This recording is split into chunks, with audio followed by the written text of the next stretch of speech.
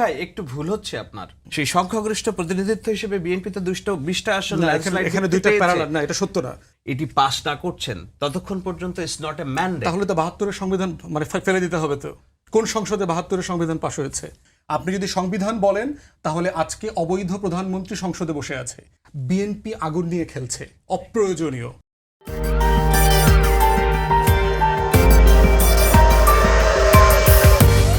জুলাই সনদে বলে দেওয়া আছে যে এই সনদটা কীভাবে বাস্তবায়িত হবে।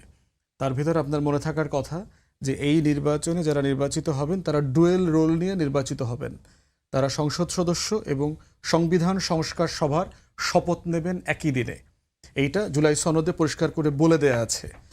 এরপরে যদি আপনি রেফারেন্ডামের কোশ্চেনগুলো পড়েন, সেখানে কোন কোন সংশোধনীর ব্যাপারে বলে দেওয়া আছে জুলাই সনদে যেভাবে হবে লেখা আছে ওইভাবেই আপনি এটা সংশোধন করবেন এবং সংসদে আনবেন, পাশ করবেন।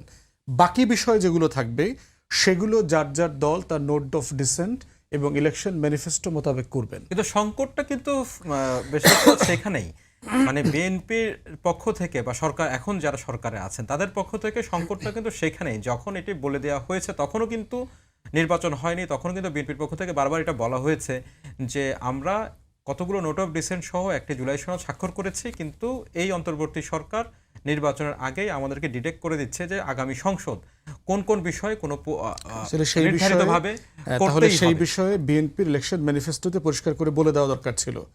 বলা আছে বিএনপি ইলেকশন ম্যানিফেস্টোতে বলা আছে জুলাই সনদ বাস্তবায়ন করবে, না এর ভিতরে কোনো যদি কিন্তু নাই। না, ইলেকশন নোট অফ ম্যানিফেস্টোতে ডিসেন্ট সহ যেটি বিএনপি স্বাক্ষরিত, কিন্তু সেটা তো ওভাররাইড হইছে। রেফারেন্ডামে কি হইছে? রেফারেন্ডামে এ বি সি তে বলা আছে না কোনগুলোর ব্যাপারে আপনার মতামত চাচ্ছি। জুলাই সনদে ওভাররাইড হয়নি, হয়েছে যখন আদেশটি হয়েছে সেই আদেশের মধ্যে সেটা নিয়ে বিরোধ। গণভোটের প্রশ্নে ভাই একটু ভুল হচ্ছে আপনার।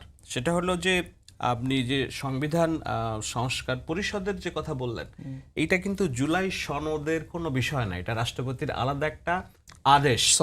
ওটা ঠিক আছে, ওটা আলাদা, কিন্তু সনদের ভিতরে প্রসেস বলে দেওয়া আছে। প্রসেস বলে দেওয়া আছে কিভাবে হবে, কিভাবে শপথ নেওয়া হবে, কিভাবে গঠিত হবে, পুরো প্রসেস সনদে লেখা আছে। স্পেসিফিক যাদের যদি বলেন আপনার এইভাবে যে একই দিনে সংসদ সদস্য এবং গণপরিষদ সদস্য হিসেবে শপথ নিতে হবে, আমার মনে হয় যে এখানে একটু জুলাই সনদে লেখা আছে। একদিনে হওয়ার কথা ছিল না, জুলাই সনদে লেখা আছে। আমি তো বললাম সেই লেখা আছে। তো প্রধান নির্বাচন কমিশনার একসাথে 2টা শপথ পাঠ করাবেন। সেজন্য আপনি দেখবেন যে বিরোধী দলের সদস্যরা একই দিন 2টা শপথ পড়েছেন। এই জায়গায় কি বিএনপি একমত হয়েছে না নোট অফ ডিসেন্ট দিয়ে রেখেছিল? ওইটাই তো জাতীয় সনদ আকারে সাইন করা হয়েছে। না না না, জাতীয় সনদে তো লেখাই আছে। তবে যদি কোনো রাজনৈতিক দল সংখ্যাগরিষ্ঠতা পায়, এটার ব্যাপারে কোনো নোট অফ ডিসেন্ট অবশ্যই আছে, এটা আছে। না হলে কেন তারা একই দিন দিবে না? আমি আপনাকে স্পষ্ট দেখাই যে আমাদের গণভোট আদেশ আর জুলাই সনদ বাস্তবায়ন আদেশ এটা কমপ্লিটলি দুইটা ভিন্ন বিষয়। এটাই হলো constitutional problem. It's a political decision. একটা রাষ্ট্র তার জনগণের 70% ভোট দিয়ে একটা জিনিস বাস্তবায়নের ম্যান্ডেট দিয়েছে। এইটাকে আপনি সংবিধানের মাধ্যমে হালাল না অথবা হারাম, এই জাজমেন্টটা একটা ভুল জাজমেন্ট। কিন্তু আপনি তো এটাও আপনাকে দেখতে হবে যে সাংবিধানিক প্রসেসে রাষ্ট্রের সার্বভৌম ক্ষমতার মালিক জনগণ, এবং জনগণের অভিপ্রায়ের রূপটা হলো যে সংখ্যাগরিষ্ঠ প্রতিনিধিত্ব। সেই সংখ্যাগরিষ্ঠ প্রতিনিধিত্ব হিসেবে বিএনপি তো 220টা আসন। এখানে দুইটা প্যারালাল না, এটা সত্য না। এখানে 2টা প্যারালাল ম্যান্ডেট আছে। যেমন ধরেন আপনাকে একটা কলা খেতে দিলাম, একটা আম খেতে দিলাম। আপনি যদি বলেন যে ফলগুলো কেমন লাগলো, মিষ্টি লাগছে কিনা, দুইটাকে আপনি এক কথায় মিষ্টি বলতে পারবেন? 2টা ফলের টেস্ট কিন্তু মিষ্ট, কিন্তু কলার মিষ্টতা এবং আমের মিষ্টতা একরকম মিষ্টতা না। অতএব 2টা প্যারালাল ম্যান্ডেটে জনগণ এখানে মতামত দিয়েছে। এবং ভোটের পার্সেন্টেজ দেখেন, প্রায় 5 কোটি মানুষ। উদাহরণ কিন্তু বেশর ফুয়াদ এই যে গণভোট, সেই গণভোটের ক্ষেত্রে বলা যায় যে সেখানে যে একটা জায়গায় আমি আপনাকে একটু থামাই, একটা জামাই কোথায় সমস্যাটা হচ্ছে ওই দিন আমি ব্যারিস্টার শাহরিয়ার সাথে যখন কথা বলেছি, উনি আমাকে জোর দিয়ে বললেন যে এই জুলাই সনদ এইটাই আইন। কিন্তু আপনি নিজেও জানেন যে সনদটা আইন না, সনদটা হচ্ছে জনগণের একটা মতামত যে আমরা হিউজ ম্যান্ডেট, সামাজিক সংবিধানের উপরের ম্যান্ডেট। আপনি যতক্ষণ না পর্যন্ত সংসদের সংখ্যাগরিষ্ঠতা মানুষের ভোটাভুটিতে এটি পাস না করছেন ততক্ষণ পর্যন্ত ইটস নট এ ম্যান্ডেট। তাহলে তো 72-এর সংবিধান মানে ফেলে দিতে হবে। তো কোন সংসদে 72-এর সংবিধান পাশ হয়েছে?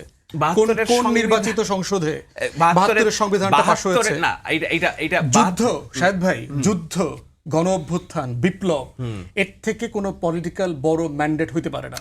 ঠিক আছে, এই জন্য আপনি একটা মানে সংবিধান যুদ্ধের জন্ম দেয় না, সংবিধান গণ অভ্যুত্থানের জন্ম দেয় না, সংবিধান বিপ্লব করে না, বিপ্লবীরা সংবিধান তৈরি করে। তো আমাদের নব্বইয়ের গণঅভ্যুত্থানের পর কি আমরা সংবিধান বাতিল করে ফেলেছিলাম নাকি? ওটা তো একমত হয় না, হয়নি। আপনি তো ওই প্রসেস জান নাই। কিন্তু 24-এর গণ অভ্যুত্থানে আমরা ওই প্রসেসে গেছি না, এবং পলিটিক্যাল কনসেনসাসের মধ্য দিয়ে গেছি। ঠিক আছে, ওই কনসেনসাসে সংবিধান ফেলে দেওয়া, বাতিল করা, এসব কোনো কথা বলা হয়নি। একটা জাতির মুক্তির লড়াই কোনো বেঞ্চমার্কে ঠেকে যায় না। এটা শত শত বছরের আমার মুক্তির লড়াই আছে। এটা শুধু 71 সালে একটা যুদ্ধ হয়েছে, 71-এর আগেও এই এলাকার হাজার হাজার মানুষ স্বাধীনতার জন্য, মুক্তির জন্য, অধিকারের জন্য জীবন দিয়েছেন। 190 বছরের ব্রিটিশ বিরোধী আন্দোলন করে নাই এই এলাকার মানুষরা, যুদ্ধ করে নাই, জীবন দেয় নাই, দিয়েছে তো। তাহলে প্রশ্ন হচ্ছে, একটা মুক্তির লড়াইতে আপনি দাড়ি টানতে পারবেন না, এটা শেষ। এটা একটা এক্সটেনশন প্রত্যেকটা, এবং প্রত্যেকটাকে ইন্ডিভিজুয়ালি তার জায়গা থেকে রেসপেক্টফুলি নিতে হবে আমাদেরকে। এবং সেই জন্যই হচ্ছে এই হিস্টোরিক্যাল ইভেন্টের যে ম্যান্ডেট, এই ম্যান্ডেটকে আপনি সংবিধান দিয়ে জাজ করতে পারবেন না। It's a political mandate. Constitution political ম্যান্ডেটের মাধ্যমে তৈরি করা হয়, ফেলেও দেওয়া হয়। পৃথিবীতে অ্যাভারেজ একটা কনস্টিটিউশনের বয়স হচ্ছে 19, 20, 25 বছর। প্রথম কথা একটা জেনারেশন পরে থাকে না। ফুয়াদ ভাই, আপনার যদি সংবিধান যদি স্থগিত থাকে, এটা ইন্টারেস্টিং, কারণ হলো ফুয়াদ ভাই যেহেতু লার্নেড মানুষ, সো ওনার সাথে মানে এটাকে কি বলে, বিষয়গুলো নিয়ে আলোচনা করলে কি হবে। যখন আপনি এটার কথা বলছেন, একটা কনস্টিটিউশন রানিং থাকা অবস্থায় আপনি এটাকে কি বললেন, আপনি এটাকে সবকিছুর উপরের মানে ম্যান্ডেট হিসেবে যে দায়ী করছেন কিংবা দাবি করছেন, টেকনিক্যালি থিওরিটিক্যালি এটা রং। কারণ হলো আপনার এই রাষ্ট্র পরিচালিত হয়েছে, এই যে চুপ্পুর যে আদেশটা দিয়েছে এবং তার যে ক্ষমতায়ন এবং তার অধীনে ইউনূসের যে সরকার পরিচালিত হয়েছে, যেই সরকারের আমলে 133টা অধ্যাদেশ আর আদেশ যাই বলুন না, এগুলো জারি হয়েছে, সবকিছু আন্ডার কনস্টিটিউশন।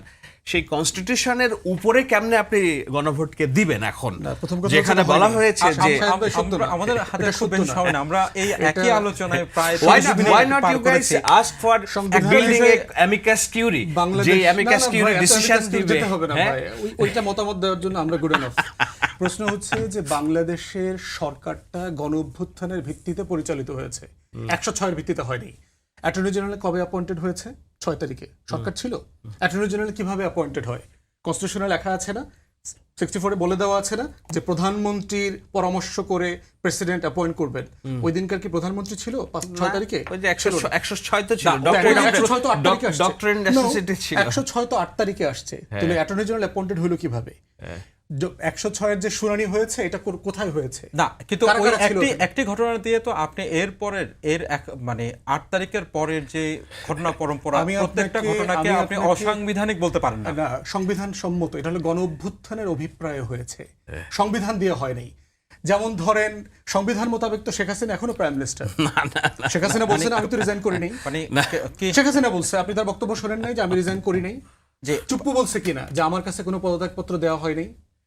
তাহলে যিনি পদত্যাগ করেছেন, যার কাছে দেওয়া হয়েছে বলে দাবি করা হয়েছে, দুইজনই বলেছেন যে এই ঘটনাটা ঘটে নাই।